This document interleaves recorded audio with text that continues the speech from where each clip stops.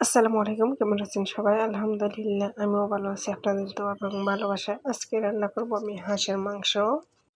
এই তো হাঁসটা কিন্তু আমি কেটে-কুটে একদম পরিষ্কার করে ধুয়ে নিয়েছি। একটা করে ধুয়ে নিয়েছি যেন একটাও পশম না থাকে। হাঁসটাতে কিন্তু প্রচুর পশম ছিল। তো অনেকক্ষণ লাগিয়ে আমি কিন্তু বেছে নিয়েছি। প্রায় ৩-৪ ঘন্টা লাগছে আমার। তো যাই হোক রান্নাটা কিন্তু আমি বসিয়ে দিয়েছি। আজকে কিন্তু আমি মসলাটাকে কষিয়ে রান্না করব হাঁসটাকে। এই যে পেঁয়াজগুলো আমি তেলে কিন্তু হালকা করে ভেজে নিয়েছি, হালকা লাল করে নিয়েছি। এরপর কিন্তু অল্প পানি দিয়ে এর মধ্যে কিন্তু বেশি করে আদা রসুন বাটা দিয়ে দিতেছি। আর বেশি করে আদা রসুন বাটা দিলে হাঁস থেকে যে গন্ধটা, এই গন্ধটা দূর হয়ে যায়।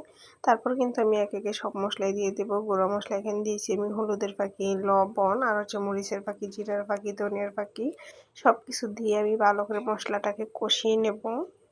আর হাঁসের মাংস যতই কষান না কেন মশলা ততই কিন্তু তরকারিটা খেতে মজা লাগবে। আমি কিন্তু প্রায় 10 মিনিটের মতন মশলাটাকে কষিয়ে নিয়েছি।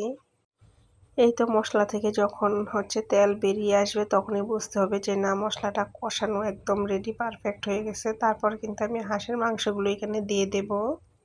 দিয়ে কিন্তু আমি নেড়ে চেড়ে ভালো করে কষিয়ে দেবো মাংসটাকে প্রায় 15 থেকে 20 মিনিটের মতো। আর এদিকে অন্য চুলায় আমি ডাল বসাই দিয়েছি। ডালটা হয়ে গেছে আমার, বাগার দিয়ে দিয়েছি এখন আমি। আর আজকে কিন্তু শুধু হাঁসের মাংস আর ডালই রান্না করছিলাম। খেতে কিন্তু ভীষণ মজা হয়েছিল। তবে এই ভিডিওটা কিন্তু আজকের না, এই ভিডিওটা সপ্তাহখানেক আগের হবে।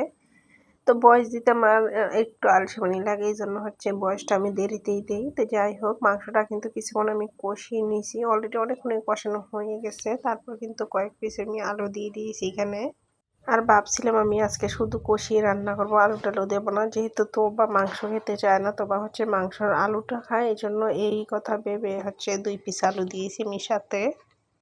মাংসটা কিন্তু আমার অলরেডি কষানো হয়ে গেছে। এখন কিন্তু আমি পরিমাণ মতন পানি দেবো। আর পানি কিন্তু বেশি একটা দেবো না, আমি তরকারিটা একদম মাখো মাখো রান্না করবো যেন খেতে বেশি মজা লাগে। আর এদিকে বাসায় কাঁচা আম ছিল, তো মিম আম ভর্তা খাবে, আমাকে বলতেছে আম্মু একটু আমগুলো মাখিয়ে দাও, কেটে দাও আর কি। তা আমি কেটে দিয়েছি চিকন চিকন করে। মিম নিজেই মাখিয়ে খেয়েছে। আর ওইদিকে বাজার পাঠাইছে মিমের যেটা, কতগুলো মাছ দিয়েছে দেখতেই পাচ্ছেন। এই মাছগুলো আমি কাটতে বসবো, এগুলো কেটে আর কি। ওইদিকে কিন্তু আমি রান্না বসিয়ে দিয়েছি। এদিকে একটা পেয়ারা কেটে নিয়েছি, আম কেটে দিয়েছি। আর মিম কিন্তু মাখিয়ে নিয়েছে আমগুলো। আর মিম যে এত পরিমাণের চাল খায় মাখার মধ্যে, পেয়ারা মাখা অথবা আম মাখার মধ্যে, আমি কিন্তু বলছি যে অল্প একটু মরিচের ফাঁকি দিতে, ও কিন্তু শুকনা মরিচ দিয়েছে, দিয়ে একদম লাল করে মেখে নিয়েছে।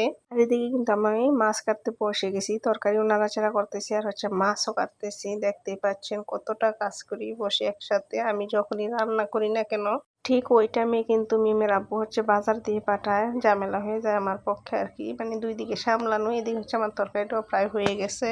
আর তরকারিটা কিন্তু লাস্টে আমি একটু গরম মশলা দিয়ে উঠিয়ে নিয়েছি আর কি। তরকারির কালারটা দেখতেই পাচ্ছেন, মাশাআল্লাহ খেতে এত মজা হয়েছে।